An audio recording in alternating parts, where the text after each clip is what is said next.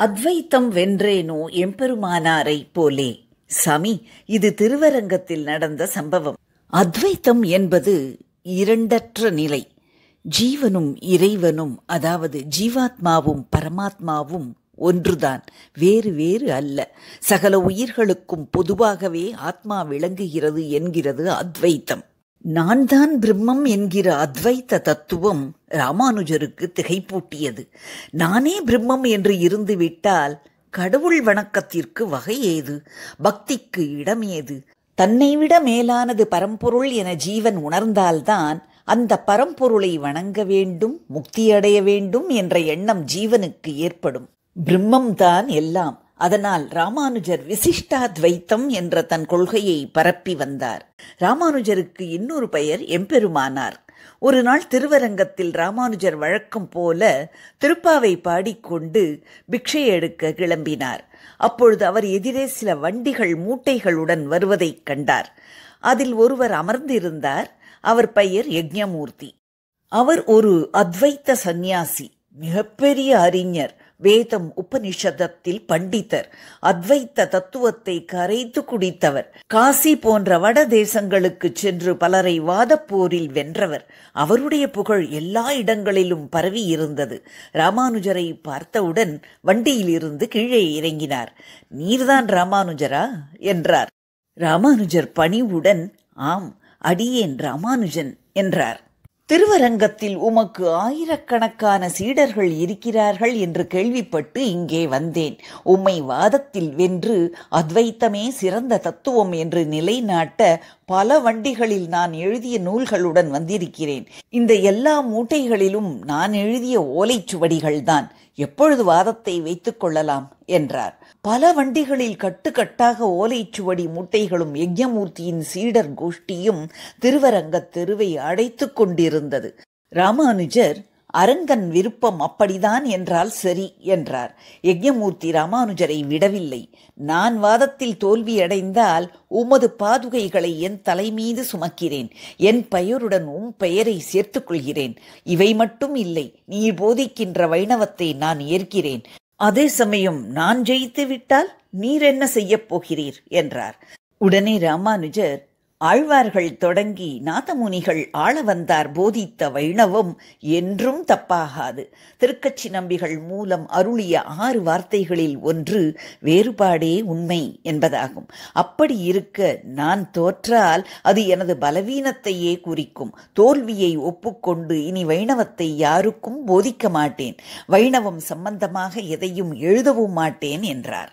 யஜ்ஞமூர்த்தி, சரி, வாதத்திற்கு தயாராக வாரும் என்று சிரித்துக்கொண்டே வண்டியில் ஏறி புறப்பட்டார். ராமானுஜர் ஊழி முதல்வன் உருவம் போல் மெய்கருத்து என்ற திருப்பாவியை பாடிக்கொண்டு நடக்க ஆரம்பித்தார். திருவரங்கம் தாயார் சன்னதியின் எதிரில் கருத்துரை மண்டபத்தில் ராமானுஜர் யஜ்ஞமூர்த்தி கோஷ்டிகள் எதிரெதிரே அமர்ந்தார்கள். வாதம் தொடங்கியது. வாதம் போர் போன்று காட்சியளித்தது. வெற்றி தோல்வி இல்லாமல் 16 நாட்கள் நடந்தது. நாட்கள் போக போக யஜ்ஞமூர்த்தியின் வாதம் வலுப்பெற்றது. 17வது நாள் யஜ்ஞமூர்த்தியின் வாதம் வலுப்பெற்று ராமானுஜர் பதில் கூற முடியாமல் இருந்தார். யஜ்ஞமூர்த்தி வெற்றி பெற்றதாகவே எண்ணி, என்ன ராமானுஜரே, நாளைக்கு சந்திக்கலாம், வெற்றி விழாவை ஏற்பாடு செய்யுங்கள் என்றார். ராமானுஜர் வாடிய முகத்துடன் மಠத்திற்கு வந்தார். ஆழ்வார் காலம் தொடங்கி ஆள வந்தார் காலம் வரை இணையற்று விளங்கிய வைணவத்திற்கு தன்னால் இழுக்கு நேர்ந்து விடுமோ என்று கலங்கினார். அவர் நித்தியம் பூஜிக்கும் பேரருளாளன் விக்கிரகத்தை சேவித்துவிட்டு, பல சோதனைகளில் இருந்து என்னை விடுவித்தாய், ஆனால் இன்றோ பெரிய சோதனை ஒன்றை கொடுத்து விட்டாய் என்று பெருமாளிடம் கூறிவிட்டு பெருமாளுக்கு அமுது படைத்துவிட்டு தான் எதுவும் உண்ணாமல் வெறுத்த மனத்துடன் உறங்கச் சென்றார்.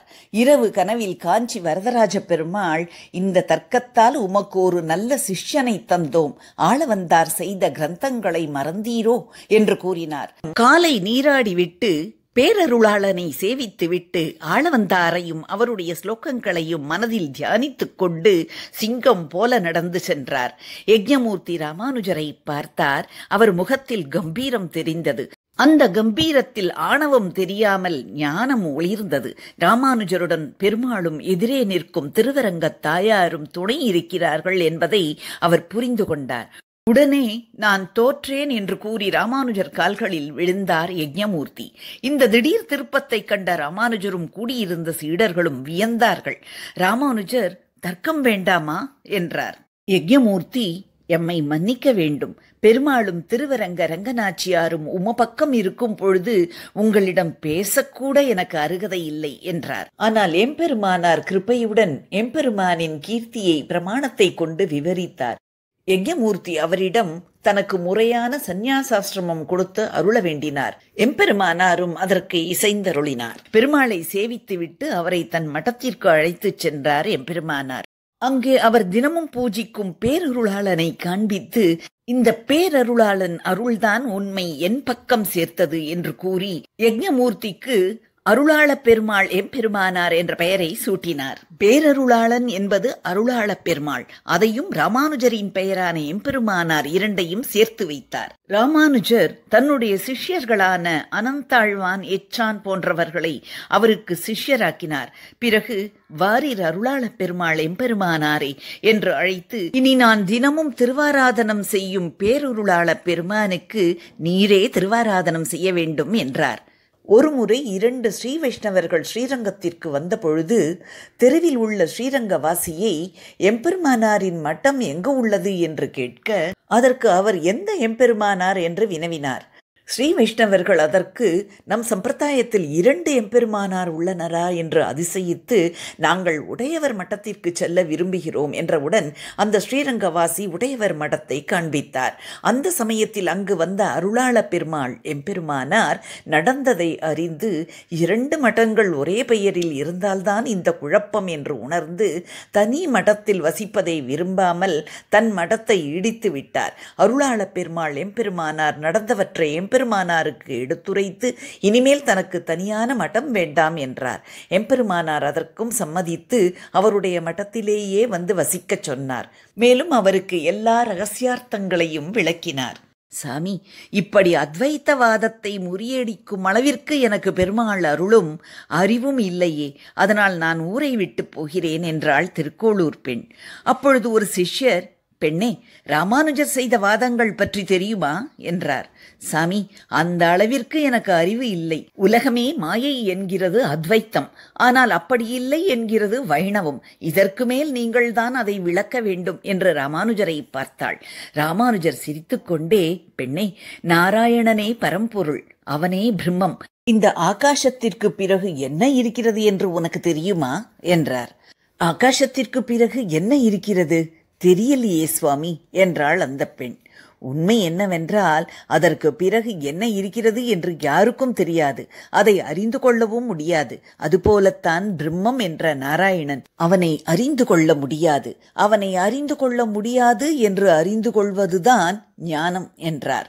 அந்த பெண் அடுத்து என்ன சொல்லப் போகிறார் என்று கூர்ந்து கவனிக்க, ராமானுஜர், பெண்ணே, நாராயணன் ஒருவனே இருந்தான். இந்த நீர், காற்று, அக்னி, நிலம், ஆகாயம், மரம், செடி, கல், மண், விலங்குகள், மலை, நீ, நான், பிரம்மாவும் மற்ற தேவதைகள் எல்லாம் தன்னுள்ளிருந்து தோற்றுவித்தான் நாராயணன்.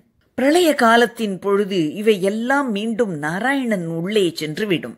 சாமி, இது எப்படி சாத்தியம் என்று அந்த பெண் புரியாமல் விழித்தாள். ராமானுஜர், பெண்ணே, அந்த மரக்கிளையில் என்ன தெரிகிறது என்றார். ஒரு சிலந்தி வலை பின்னி இருக்கிறது என்றாள் அந்த பெண். இந்த வலையை சிலந்தி தன்னிடமிருந்து உருவாக்குகிறது. பிறகு அதை தானே விழுங்கவும் செய்கிறது.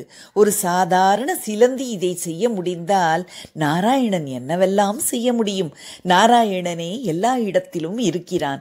அவனே எல்லாவற்றையும் செய்விக்கின்றான் என்றார். அருமை சாமி, பெருமாளின் குணங்களை புரிய வைத்து விட்டீர்கள் என்றாள் அந்த பெண். ராமானுஜர், என்ன புரிந்து கொண்டாய் பெண்ணே என்று கேட்க, அதற்கு அந்த பெண், அவனே எல்லோரையும் படைப்பவன், அவனே எல்லா இடத்திலும் இருப்பவன், அவனே எல்லாவற்றையும் நடத்தி ஆள்பவன், அவனே பெரும் சக்தி படைத்தவன், அவனே தெய்வம், அவன்தான் நாராயணன். அப்பொழுது ஒரு சிஷ்யர், பெண்ணே, ஆழ்ந்த விஷயங்களை சுலபமாய் சொல்லிவிட்டாய் என்றார். உடனே அந்த பெண், அருளாழி கண்டேனோ நல்லானை போலே என்று அடுத்த கதைக்கு தாவினாள். பெண் பிள்ளை கதை தொடரும். இந்த சேனலுடன் இணைந்திருங்கள். To watch more videos, please press the subscribe button and the bell icon.